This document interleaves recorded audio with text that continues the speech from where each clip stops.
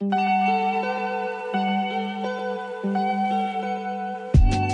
week on the podcast, I have my Perfect Keto co-founder and Kettle and Fire co-founder, Gustin Mayers, on the show again. We've recorded an episode before kind of about our history, why we started the companies, and it was great. It was illuminating. It was a hilarious catch-up of how we usually chat. But this one, I bring Gustin back on to discuss Kettle and Fire's new pivot into regenerative products. So they are one of the first companies I know of that are doing anything at scale in the regenerative space from a CPG company. There's a lot of good meat companies, for example, Force of Nature, White Elk, etc., that are doing a tremendous job.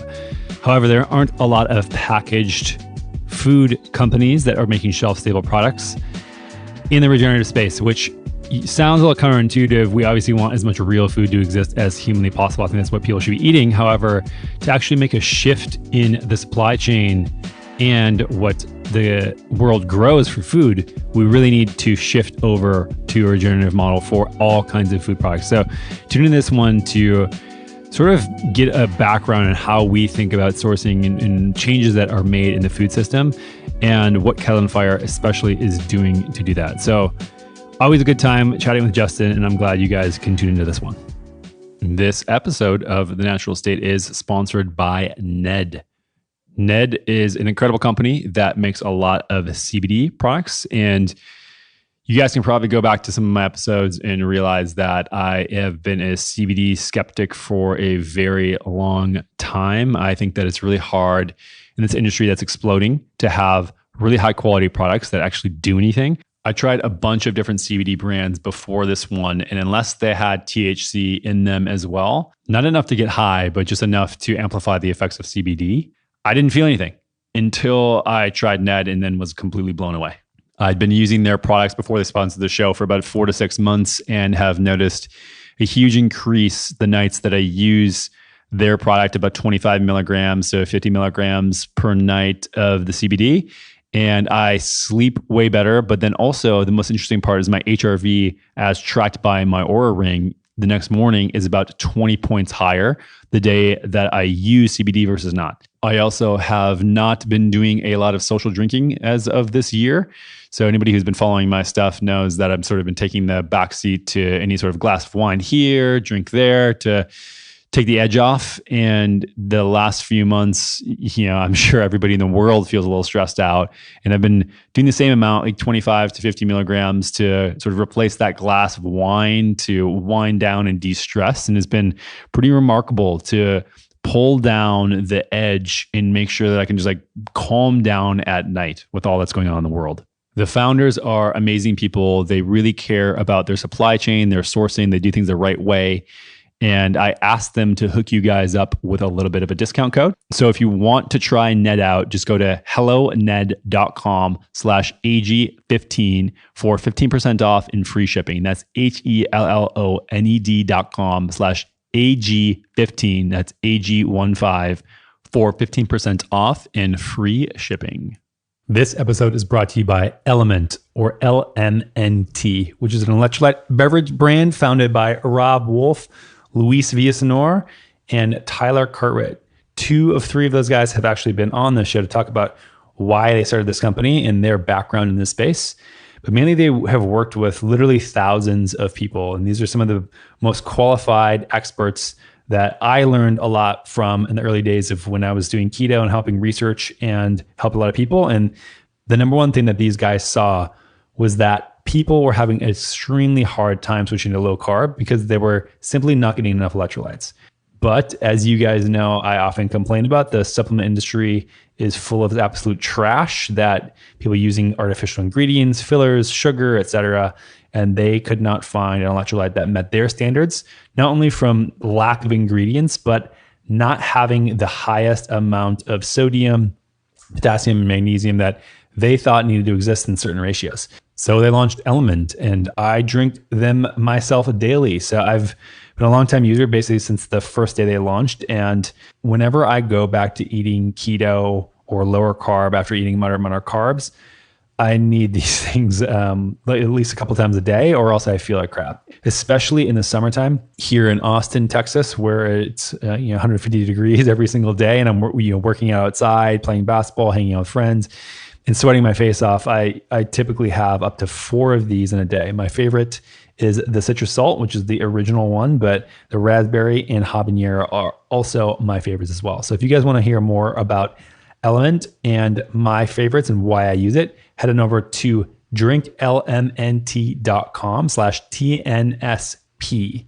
That's drinklmnt.com/TNSP. Justin, welcome. Thank you for having me. Thank you for having me in our office. You are welcome. Appreciate it. So you wrote this email recently. You have an email newsletter. An email newsletter called The Next Brand. Yep. Which is about all things brand. Yep. Wellness and health. You do a bunch of deep dives all the time, typically about businesses, trends, things like that. And you focus this last one quite a lot on regenerative meat and just all the misconceptions around meat production. Is meat good for you or bad for you? And I really like the way you pull things apart. You think through things sort of like almost like an engineer or somebody in tech, but you actually have a soul.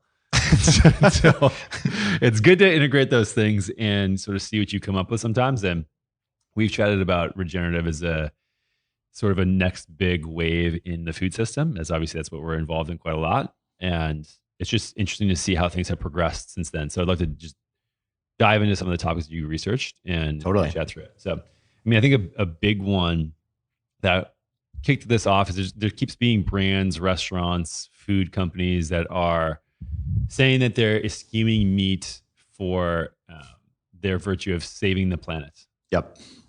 So Epicurious is one I want to dive into quick here. I think I wrote about it a little bit, but it's just such a ridiculous thing that they did. So maybe you can just jump in and talk about what Epicurious did, who they are, and why it's important. Yeah. So Epicurious is a huge recipe site. They have, millions of social media followers, tons of traffic, big email list, all that stuff.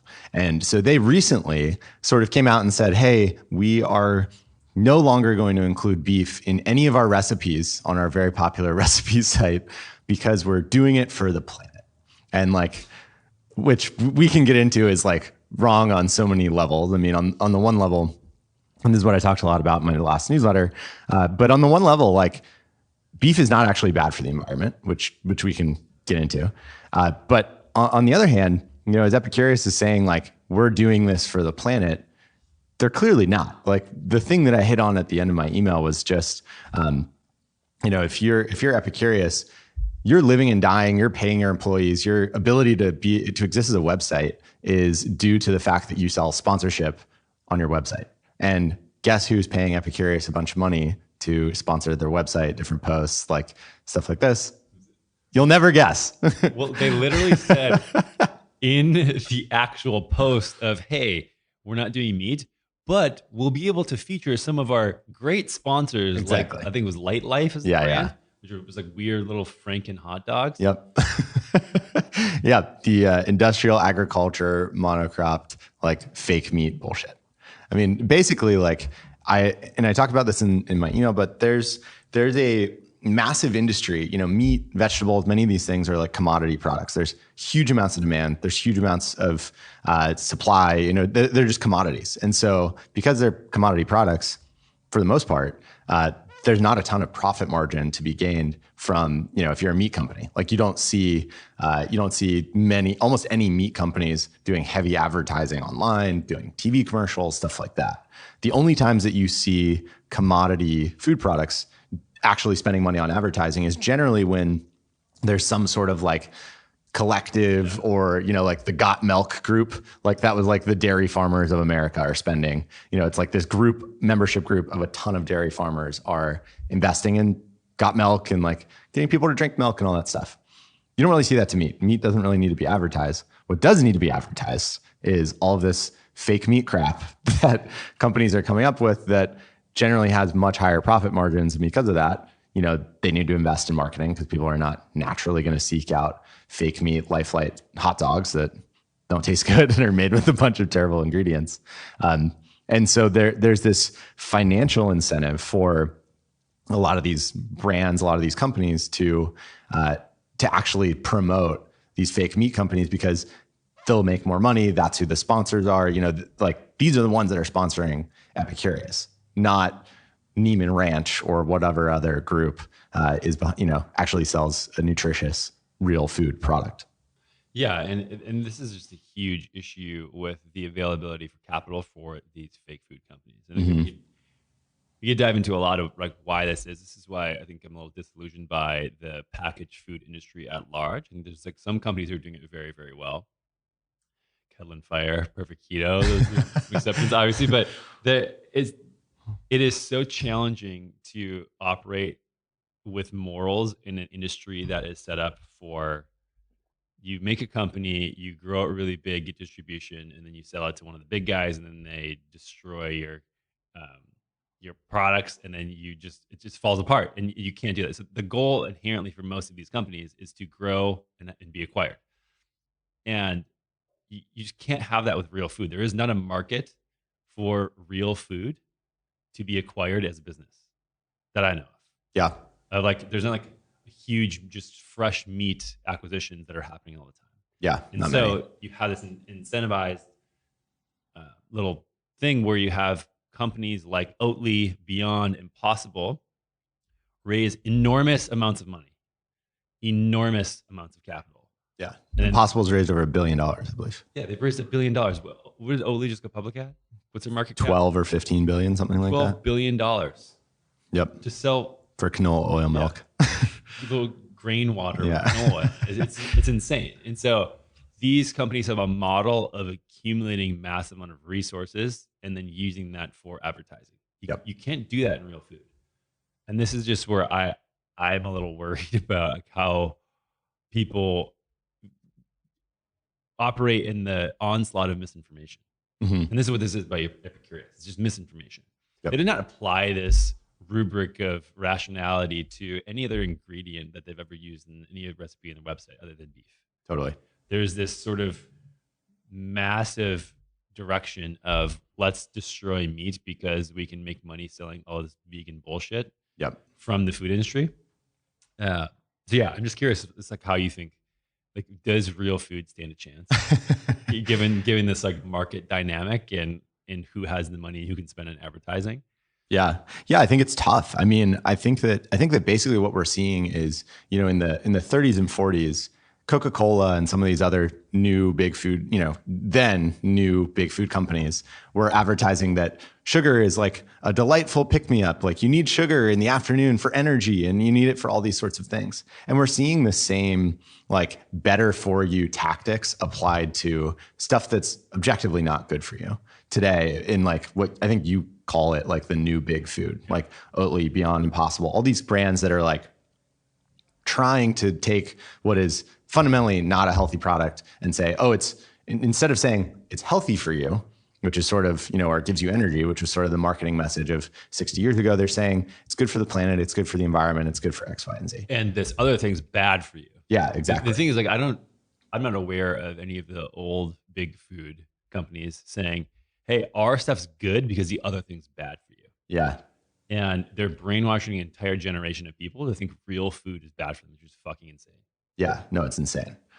There are some wild case studies of big food companies that were kind of demonizing things that they were competing with. So there was a case. It may have been. It was definitely Nestle. It was in the 70s or 80s, I think. But in some villages in Africa, they had Nestle baby formula salespeople dress up as doctors and nurses and go around saying that they had to use formula because it wasn't contaminated like a lot of the mother's milk and stuff like that. And so there were literally cases of babies dying after having like these little villages switch to Nestle formula, and Nestle got sued and eventually like settled for tens or hundreds of millions of dollars in the 80s. So many questions about that. So messed up. How did these people even afford the formula to begin with? That's a good question. I have no idea. I mean, they have some money. But yeah, it was basically like they're trying to get these big products everywhere. Yeah, there's a thing about the food industry that pisses me off so much. Like you go to people who are, you're telling them to stop drinking breast milk for the children, for the infants, so that way they can sell stuff that they don't need when they don't have a lot of money to buy stuff in the first place. Yeah. And so then they're taking this scarce resource of money that they do have and applying it to shit that actually kills their infants. Yeah, exactly. I mean, my fiance is from South Africa, and there in some of the townships and other stuff, it's notorious that sort of marketing and food reps will come through and say like, hey, you shouldn't drink the drinking water because it's, not clean or it's not pure or whatever. Like Coca-Cola is totally pure. It's been filtered. It's like they have this completely other marketing angle than what we see in the US. And it's pretty messed up, honestly. And it works a lot of times. Yeah. Oh yeah. Like what worries me about seeing the new big food demonize real food, especially meat products, is looking to the past around Coca-Cola, all that stuff, the sugar industry. Even though people know sugar now is bad for you, it is in everything still. Yeah. There are the keto thing came, and now there's a couple in a grocery store. Like there's like a tiny section in one aisle that has some keto things in it, which basically means no sugar. Yep. The low sugar craze hit, and then like just a bunch of grandmas ate it, and then it wasn't cool anymore.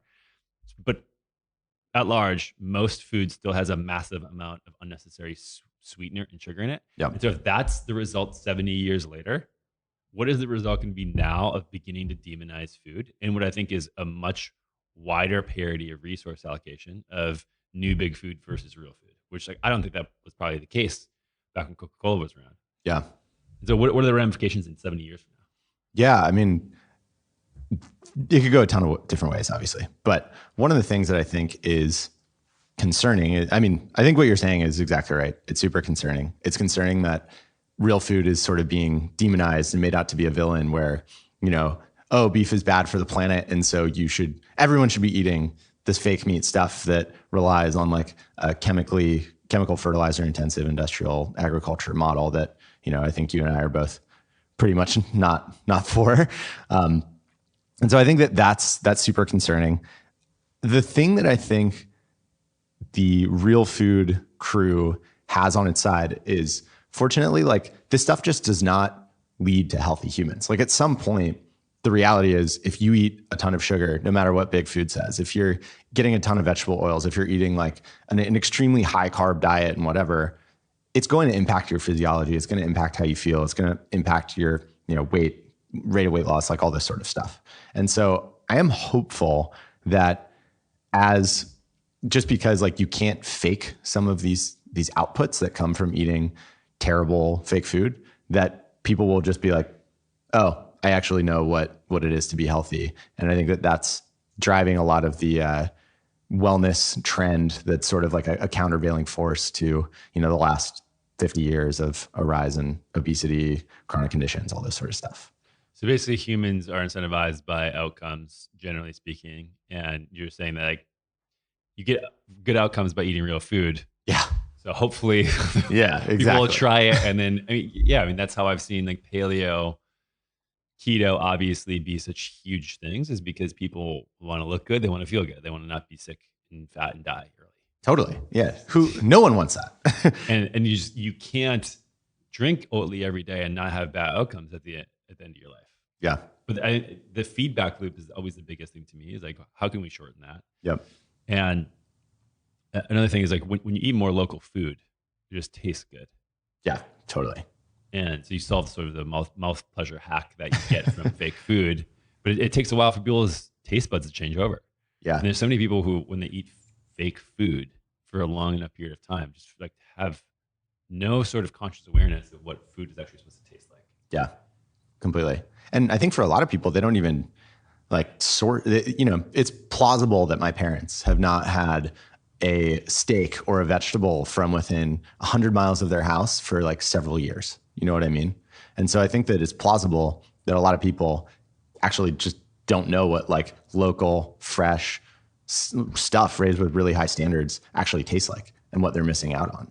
I mean, I know for me growing up, like a bag of iceberg lettuce, I was like, oh, I hate salads. Salads are awful, And now eating a salad, it's one of the best things if you have it from like a local spot. Stuff is freshly picked, use good, good oils and stuff like that and dressing it. It's awesome.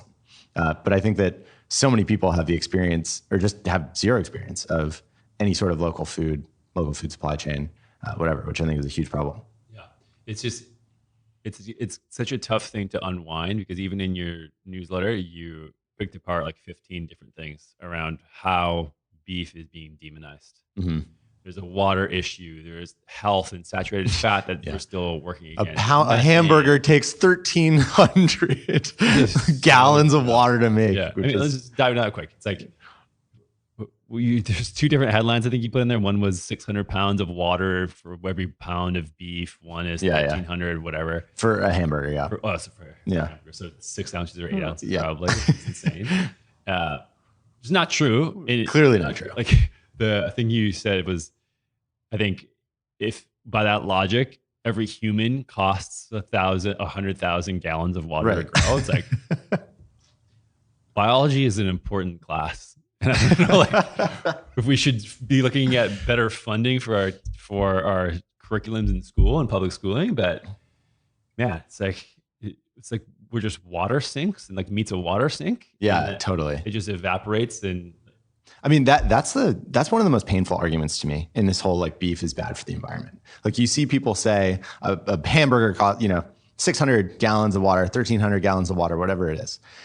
They're not realizing a ton of things in this, but primarily one, as we've talked about before, a cow is not a closed system. Like water goes into a cow and it does not just stay there. Like there's not 600 gallons in a cow for every pound of like weight on an animal. Yeah. It pees. Just close your eyes for a second. Anybody who's listening to this and think about this logic. It takes 1,300. Let's just round it up to 1,000. 1,000 gallons per pound of meat. Now, imagine a gallon of milk, those milk jugs. Of course. And then imagine a pound of beef, what that looks like. How could there possibly, in a cow, you get 800, 1,000, 1,200 sometimes pounds of beef? So we're talking about like, what is that, 1 million gallons in each. Like, where does that go? Where would that go? It's completely. Obviously just a fundamental impossibility. Yeah, it makes no sense. And I think when you dig further into these arguments, you also look at, okay, so one, a cow is not a closed system.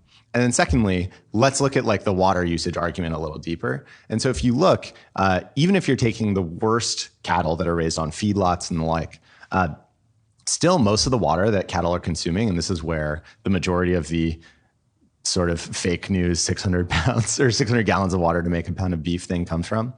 Even in the worst case of a concentrated animal feedlot or whatever, 90+% of the water that cattle consume does not come from like unrenewable aquifers that we're tapping into to pipe water to cattle to feed. It comes from water that's locked up in the hay, grasses, whatever it is that they're eating.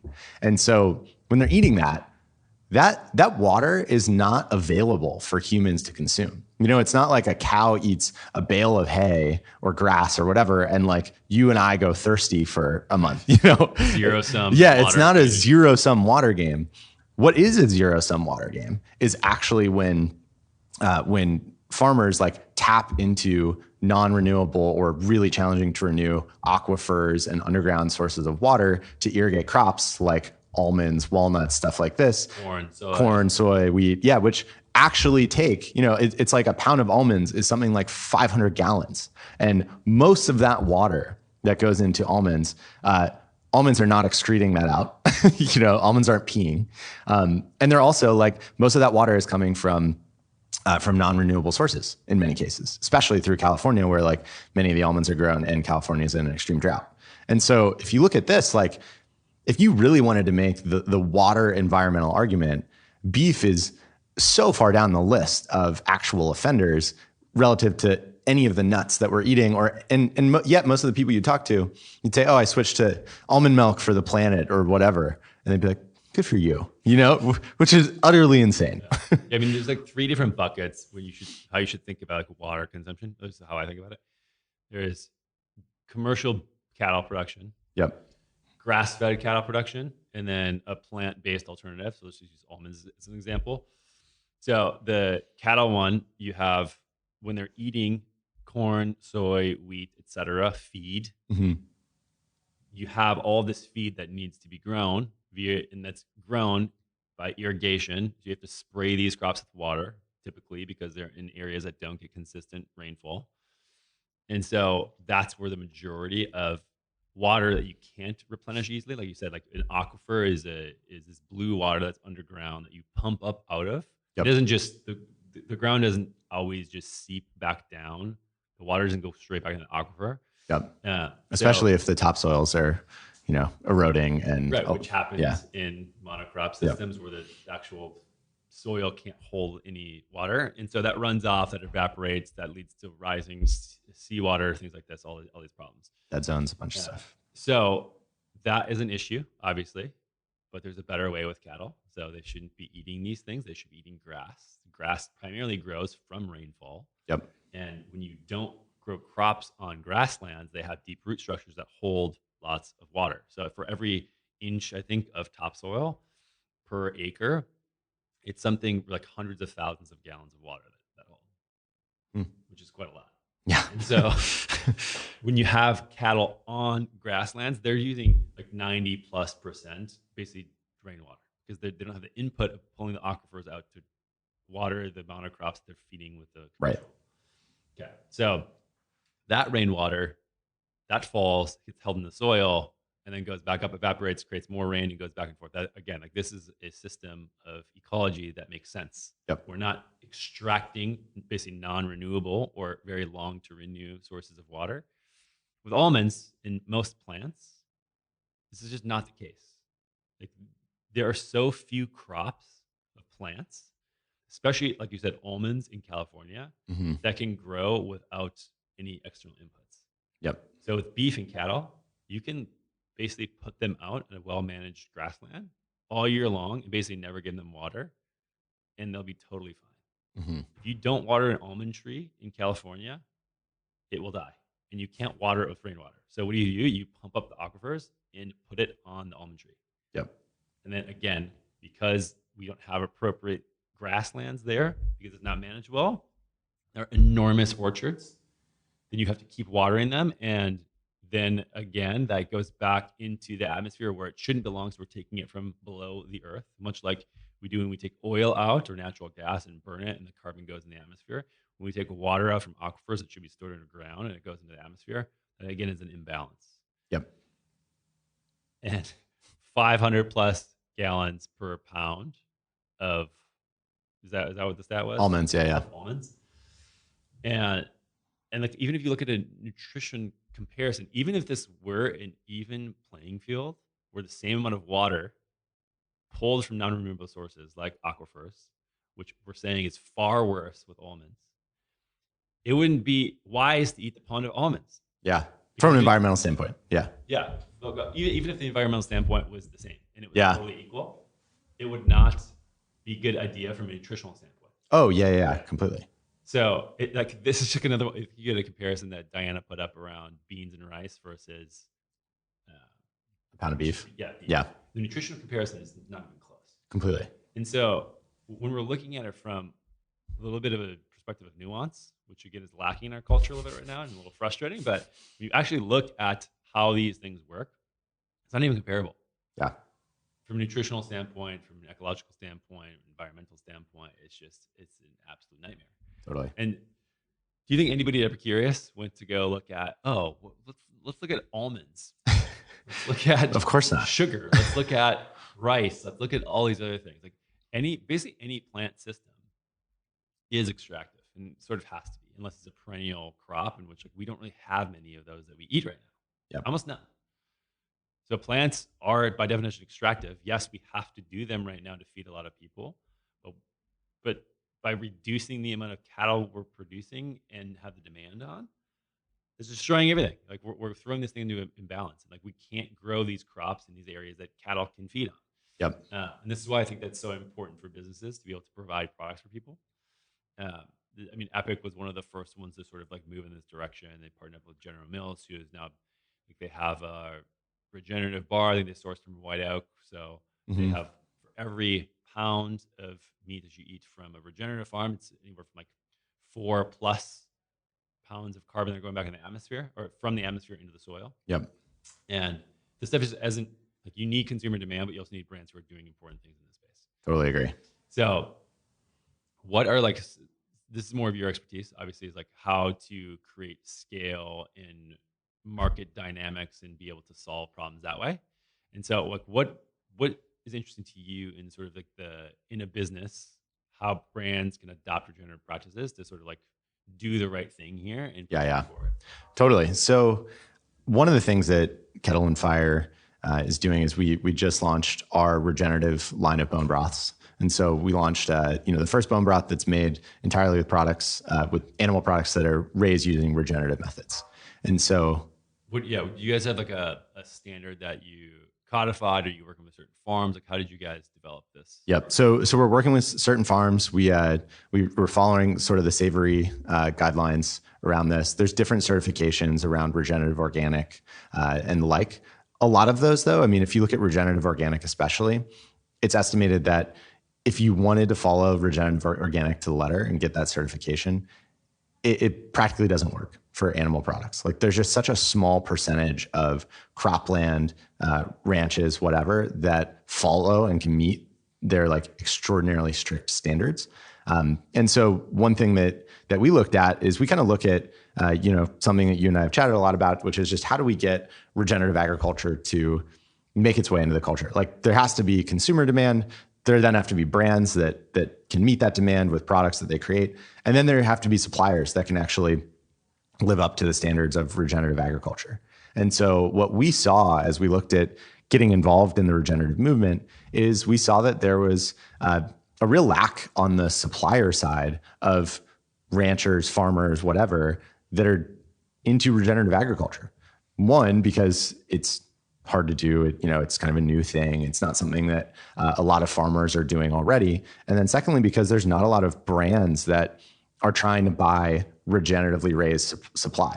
And so if you're a farmer today, or a rancher, if you want to grow, raise cattle, chickens, whatever you want, following regenerative practices, you're spending a lot of extra time, energy, likely money, to do things the regenerative way.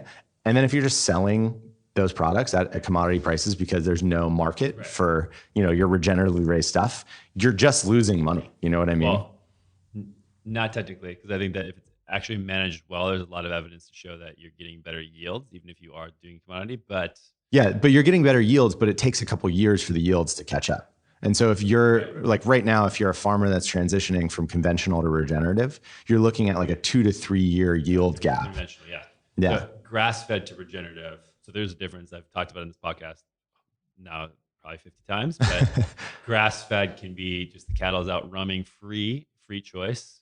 They actually start degrading the land over a period of time because they're not moving with natural pressure. So you need this rotational element. Basically, humans need to be predators moving the animals around, letting the grass and ground recover and regrow.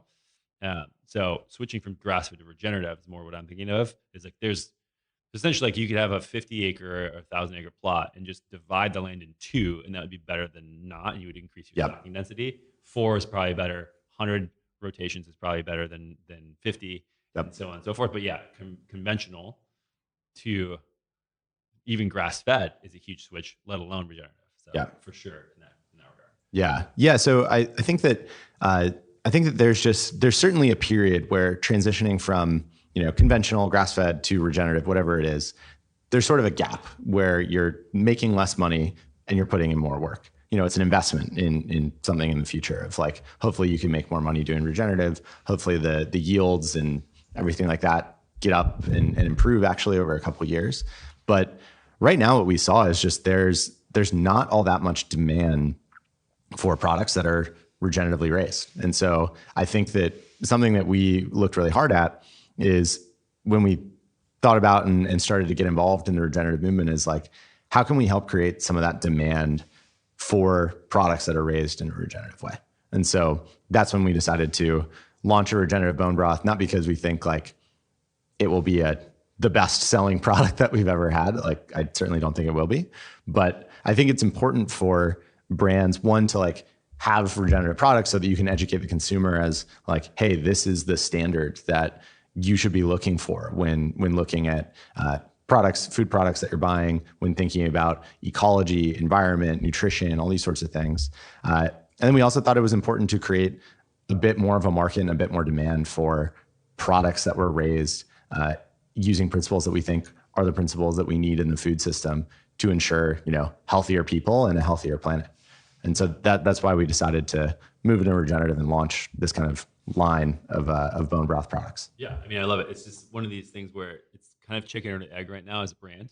Yep. Because the supply doesn't really exist. Yep. And like the education isn't there. So if you're doing it, you have to care. And this is why like brands are trying to do this at scale. You guys doing it phenomenal. Force of nature as well. It's like, yep. You kind of like by launching the product, like you said, like this is an education piece first. Yep. Like it's not inherently a money grab. Yep. It will hopefully create a market later. But even like what you guys are doing, if you have a higher demand for bones, that'll mean a hopefully higher supply of meat that can go to companies like Force of Nature, and they can bring their prices down, and then you get exactly. And this is like the flywheel starts, and the supply chain is much larger than just a cut of meat. Yep. There's so many things involved in an animal and production that it's really important. But I mean, we saw this in Belcampo and in their little issue that they have going on recently. I mean, it's tough in a regenerative market to keep the supply up. Yep.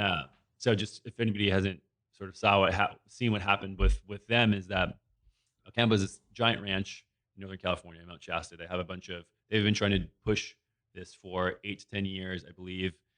That everything comes from their farm. They have a regenerative model, and they have butcher shops and restaurants trying to educate people about what's going on. Well, when COVID hit and they kept scaling, they could not keep supplying from their own farm. So they had to go out to other ranches, other farmers, etc. Some of their stores ended up supplying from other very non-regenerative sources. And so the supply chain breaks down. And so as a business, when like you're faced with the reality of stop selling products and maybe go under, either at like a physical location or an online brand, or sort of compromise some of your values, it's really tough because we it's not like you can just go out and buy regenerative whatever at the scale that you need. So I'm curious like how you guys are thinking about that problem in keeping scale and achieving it when you have these production runs that are obviously like very, very massive. Because this is going to be a limited supply basis. So you're going to how are you going to avoid the Belcampo?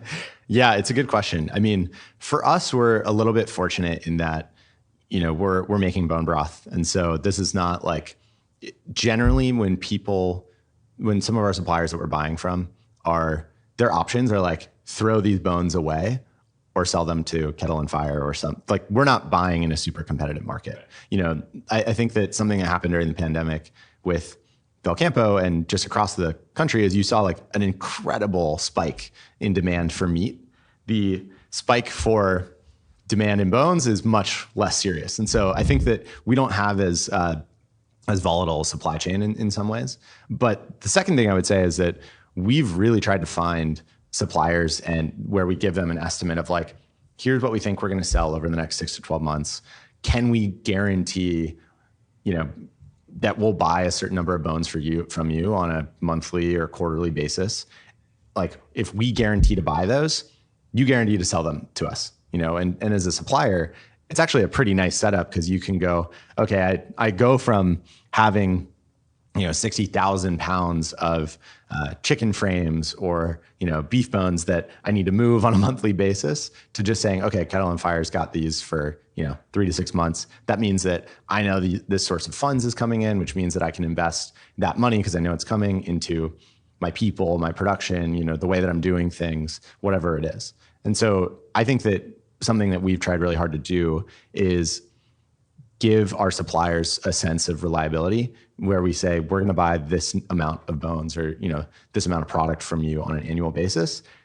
Now that you know that's coming, you can invest it sort of as you think fit. And hopefully a lot of them are going to invest that money in improving their operations and stuff like that, which I think is important.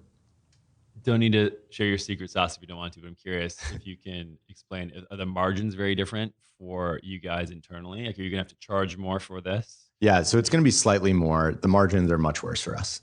I mean, like we were kind of talking about, there's just not a ton of supply for bones that are, or animals that are raised completely in a regenerative way.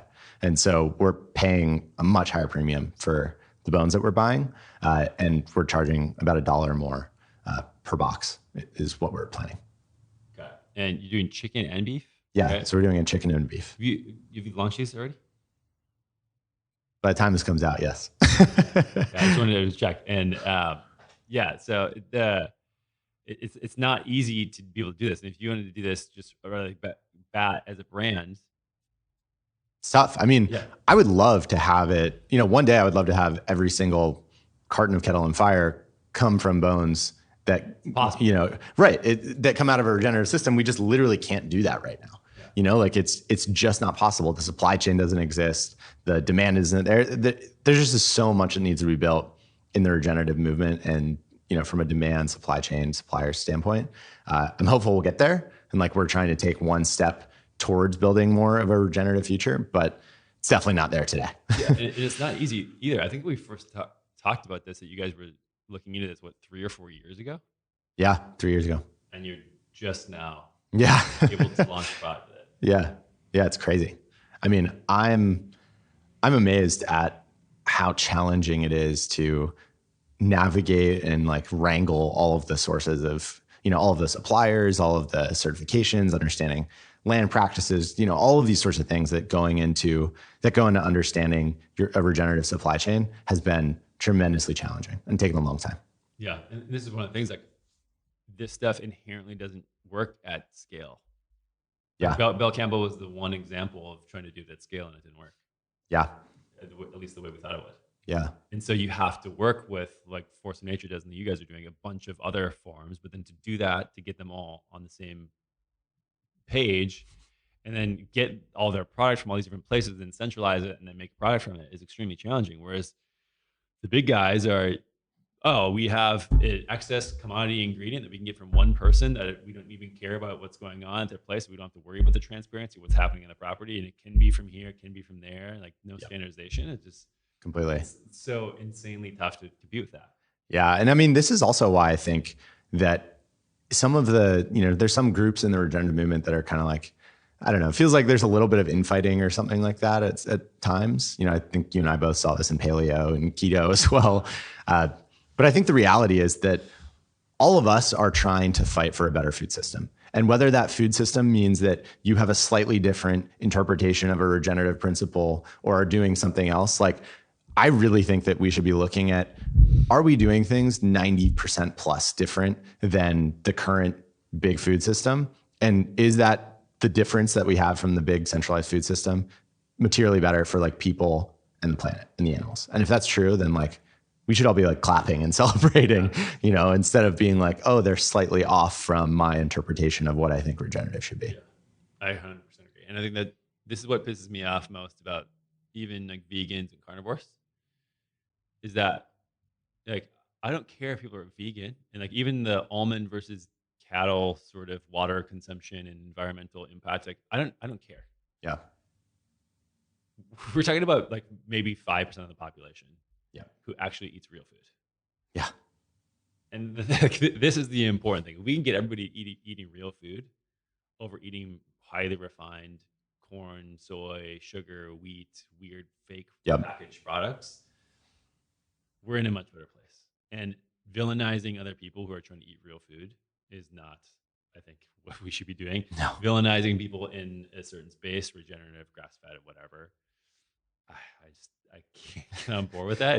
I totally agree. Like, the people I villainize are people who villainize others, which is kind of ironic, but it's just, it doesn't work. And the shift is tough. So how are you guys thinking about educating people? This is like one of the toughest things around what is regenerative. And I know you were filming a video a couple of weeks ago around this launch, and it's not easy to explain this stuff so succinctly. Yeah. There's so many different tentacles in people's minds around how they perceive this. Totally. Yeah. I think the education piece is a really challenging one. I think that with something that's complex like regenerative and has different opinions, different approaches, different in many ways, the complexity is really hard to boil down to a certain nugget. I think that if my guess as to what resonates with consumers from what we've seen talking to people, what we've like seen in some of our marketing message is just that today we operate, not we as a company, but like humans today sort of operate in an environment where our food system is based on fundamentally extractive principles. Like we extract nutrients from the ground, we use chemical fertilizers to extract higher yields, we erode topsoils, we like harm the environment in so many of our farming and ranching practices today. In my mind, regenerative agriculture is the counterpoint to that, where it's a method of raising animals, crops, and the like that actually sequesters carbon and puts carbon back in the soil and sort of restores the ecology of, hopefully, our food system, but starts with the places where regenerative practices are being followed. And so I think that if you make, my gut is if you make regenerative about carbon sequestration and use that as the educational point, and then talk about, what it means for biodiversity, what it means for topsoil, what it means for plant and animal health, what it means for human health, all this sort of stuff, that those are sort of like the cherry on top of the regenerative marketing message and the regenerative sort of education. But I do think that with climate at the forefront of so many people's minds, like talking about the carbon aspect is just, the carbon sequestration and good for the planet. It's like a really strong counter narrative to a lot of the beef is bad, beef is evil, stuff that we're seeing from these new big food companies. Yeah, I think it's challenging. I believe that we're still at a point where people operate based on incentives, like we talked about before. Yeah. And I just don't think there's a large enough incentive in people's local environments or in their local minds of climate is actually bad and it's a problem. People understand Yep. the science, at least hopefully a little bit more than in the past. And they understand it's a problem, but they don't experience negative effects really on a day-to-day basis. Some people a bit more fires, and people, we had this crazy storm here in Austin. Yeah. February, like, was that tide? I don't know, but it's over now, so who cares? Like, there's not a really tight incentive loop still with climate stuff, and I think that it's going to be too late when we get to that point where it is a problem. Like, yeah, I think we're going to need like Dust Bowl level conditions for people to actually give a shit enough to be like, here's why I'm selecting with my dollar that's going on. I think that people get marketed to with some of these big food companies, but I think ultimately people are incentivized by either health or mouth pleasure or both. Yep. Like, these are the big things. I totally agree with you, for the record. Yeah. And farmers, I think we're probably just gonna need to like have very different communication styles in reasoning behind regenerative to very different people. Yes. So for farmers, it needs to be yield equation. Yep. You're gonna make more money here, especially if carbon credits become a thing. And I actually think the Biden administration, not to be political here at all, but they're doing a really good job trying to push regenerative to the forefront and thinking about how they can incentivize farmers with these models to give them carbon credits that they can sell to. So if I own a ranch and I pull in all this carbon into my soil, I get carbon credits that I can sell to a company like Facebook or whatever, who is like just extractive in the economy, doesn't really serving any ecological advantage. Mm-hmm. Which that, along with increasing the carrying capacity for rotating your cattle, all that type of stuff, like you can make farming profitable again. Yep. I think like if regenerative grew based upon that, then I think we're in a good place, because then from like economic perspective, now we have given farmers. I mean, this is like any other sort of like working class thing. We've given farmers a way to make money again. Yeah. And how the hell could any sort of like, I think climate is so polarized and political and black and white, where it's like, oh, like it's very Republican and Democrat. Like Republicans don't think it's a thing. Yeah. Democrats do. Yeah. But if you spin it around like it's good for farmers, and if you stop doing this, then the farmers are hurting. Now everybody has to get behind it. Yeah. And then I think we push things forward. And so like, there's so many interesting things here. Yeah. And then from a consumer level, health and mouth pleasure for sure. Like by mouth pleasure, I mean taste. My weird way of saying that. I think those are the biggest things. And I think that that's yet to be proven. That's why I'm excited to get my farm rolling eventually to test some of these things around, especially pork and poultry. But there's not much. I would be interested to see like if you guys did a test of your regenerative broth versus your standard one. Is there a nutrition difference? Yeah. It's going to be super interesting. But at the same time, like I even thought about this ahead of time of I don't want to demonize pigs and chickens for me eating now. Because again, like I think people should be eating real food. Yep. But if I go out and say like, oh, this is better now I'm inherently saying regular chicken and pork is bad, you shouldn't eat it. Yeah. Which is not what I believe. Like, It's far better than anything that you can be eating from packaged food. And so it's like a really delicate balance, I think, with the nutrition and the health outcomes. Yeah, I definitely do. I completely agree with your incentive points. I think that I sort of think about like there's a hook and then there's the sort of underlying truth behind the hook. And I think that climate and carbon, like I think that is the hook for regenerative. And that's what will get people to go, oh, this is actually different. Or, it kind of like sticks in people's minds. And then I think past that, you go, okay, once you have someone on the hook, how do you incentivize them to actually make a change in their life? And I think for many like keto, the hook is sort of like fastest way to lose weight if that's something that you're interested in.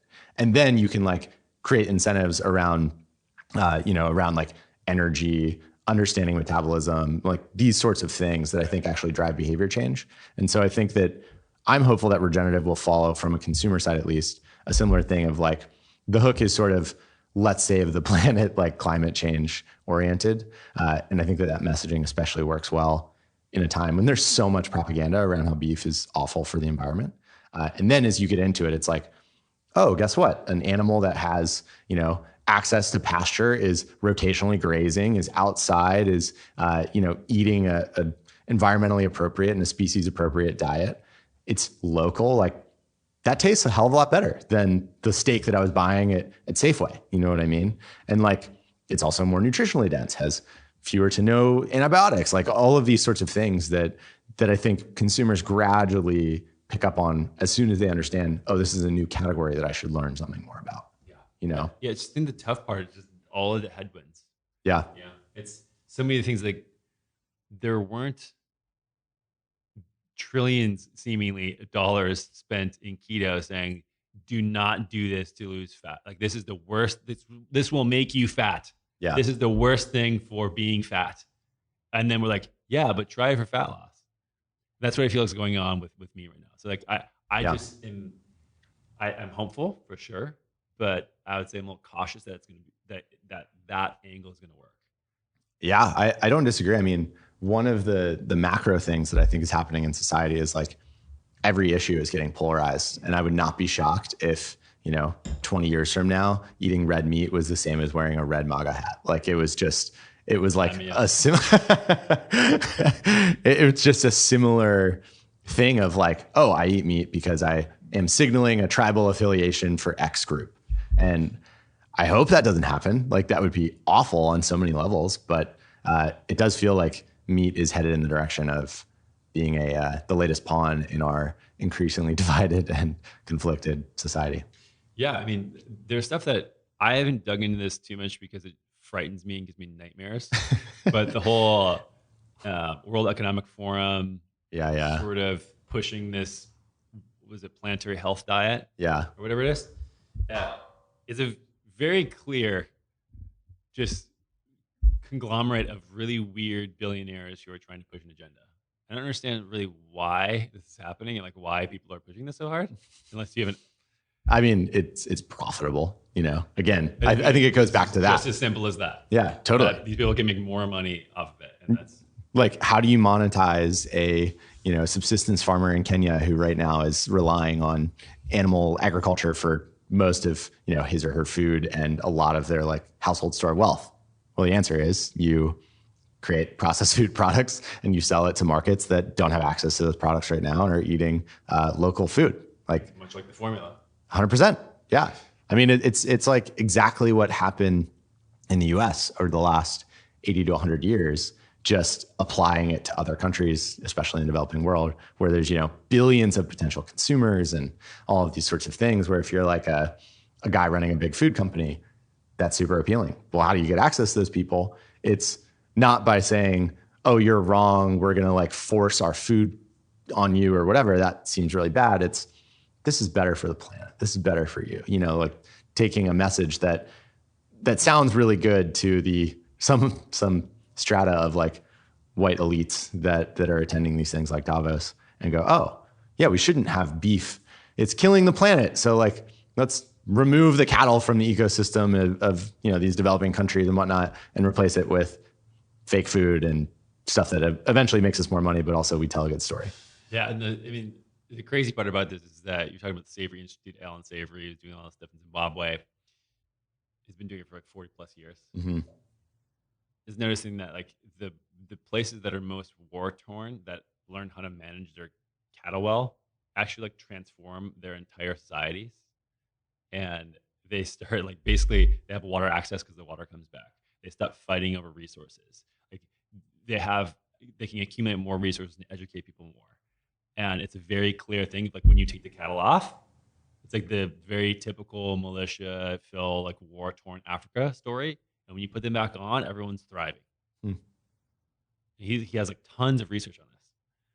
I believe it. Which is like the most ironic thing, because these people are coming in. It's like, oh, this is the best thing for people who are in a really impoverished state. And It's actually the worst thing. The worst thing. Totally.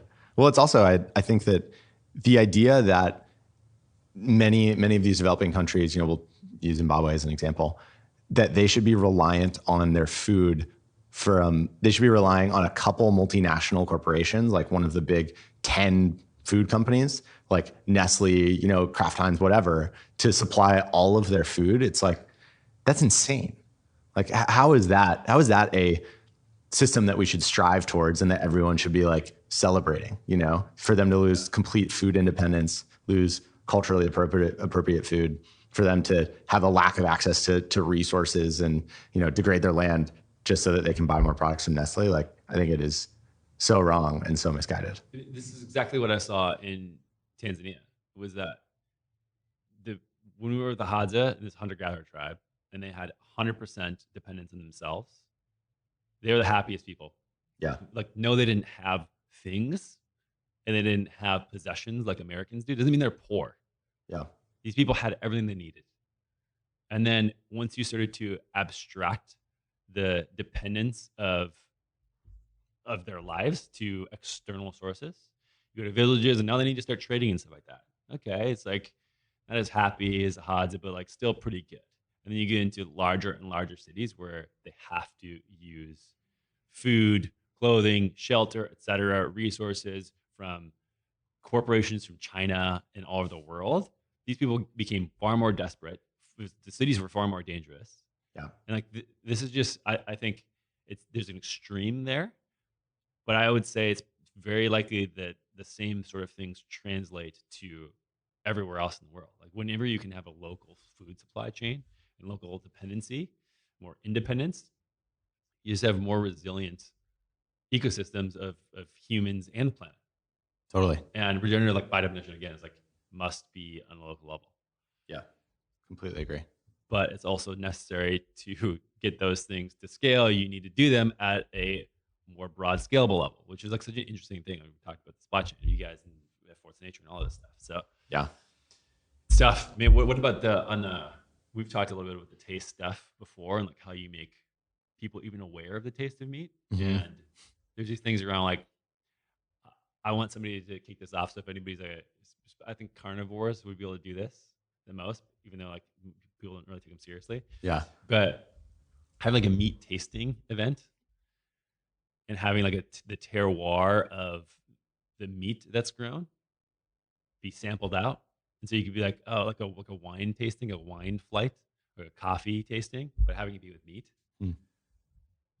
I'd love that. I would go. I'll buy a ticket now. I think we did that a couple months ago, actually. We got a bunch of different steaks and we were trying them and tasting them differently and all that sort of stuff. And like, I think that it would even be interesting to do from some farms locally to one place. Like, okay, this is like, I mean, even from like in Austin, you take, was it 35? The interstate that runs north and south? Yeah, 35. 35. Anything east of there, completely different land than anything west of there. And like, it'd be interesting to take the same breed from east of Austin versus west of Austin. Totally. Or all east of Austin, but like different breeds of cattle. Yeah. The reason I like this idea is because I think anytime you introduce craft to a product category, it becomes not a commodity. Like there's a reason that, that the spread for milk, like you can pay $1 a gallon, you can pay like $4 a gallon. Can't really go that much beyond that. Maybe like up to $8 for some like raw milk that I guess you'd be a criminal to buy under current regulation. Yeah. But anyway, but then you look at wine and you can get a bottle of Yellowtail for like $8 or a $2 chuck, and you can spend $100,000 on a bottle of wine. And the reason there is because there's an element of craft and terroir and like all these things that you're talking about. I think that, like you're saying, there is the potential to layer in environment, taste, story, raising, breeding, like all these sorts of things into meat and create like a craft meats movement, very similar to like what we saw in wine, coffee, cheese, a bunch of these categories that were like formerly commodities, but then a second or third wave sort of cultural event happen, and all of a sudden they become non-commodity, incredibly like interesting, storied, varied products. And I think to the extent that you can make meat not a commodity and make it have more of a story, I think that's super interesting from a like cultural change and consumer perception standpoint. Yeah, I think that the way we've gone through it was, we've seen this in coffee, we've seen it in chocolate, we've seen it in wine, but all of these like have gone to, okay, we're going to have the commodity thing that everybody is just consuming at large. Then we're going to sort of like make it mass expensive, kind of like a Starbucks, something like that, which is a good move. But then after that, the next wave, see it in wine with like biodynamic, natural wines, like everything. Like when you chase taste, eventually you have to find just the best way for the species or the plant or whatever to express its natural species or environment that it needs.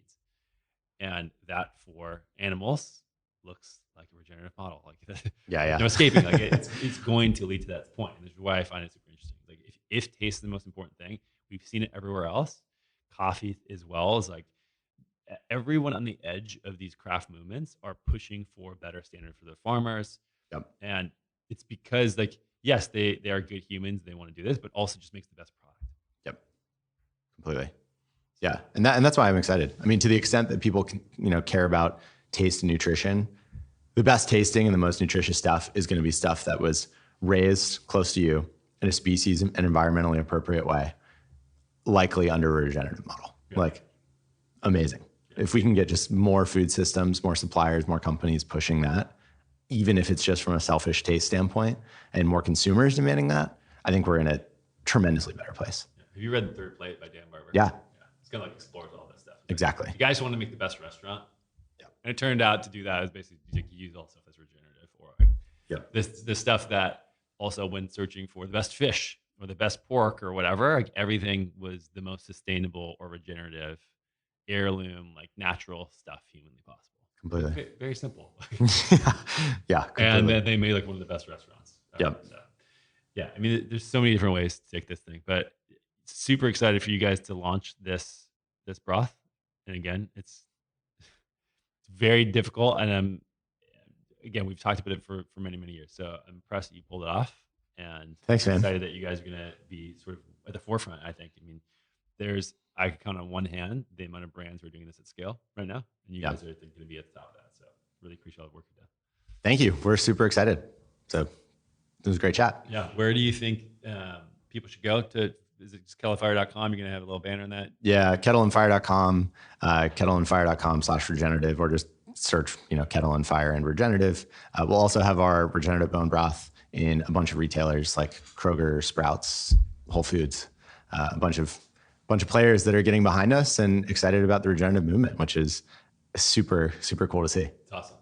And we will sync up before, and maybe we'll get a little code for people when you guys are close to launch and people can try it out. Absolutely. Happy to. All right, Justin, thank you. You want to plug your newsletter? Next Brand? Sure. Yeah. And if you're interested in my ramblings, sort of like Anthony feeds people, my monthly newsletter is called The Next Brand. You can just Google it or Google Justin Mayer's newsletter. You'll find it. All right, thanks, Justin. Thanks, man. Thanks for listening to this episode of the Natural State Podcast. Hope you enjoyed it. And if you did, I'd really appreciate you heading over to whatever service you're listening to this podcast on dropping me a 5-star review and your thoughts on the show. This helps us get discovered by more people and spreading the good gospel of health. And if you want to stay plugged into all of my self-health experiments, recent research and books that I'm reading and my interpretations of those things, products that I'm testing, and thoughts on all things related to health, check out my free weekly newsletter called The Feed. You can sign up for that at dranthonygustin.com/thefeed. That's dranthonygustin.com/thefeed. Thanks again for tuning in and your support of the Natural State Podcast.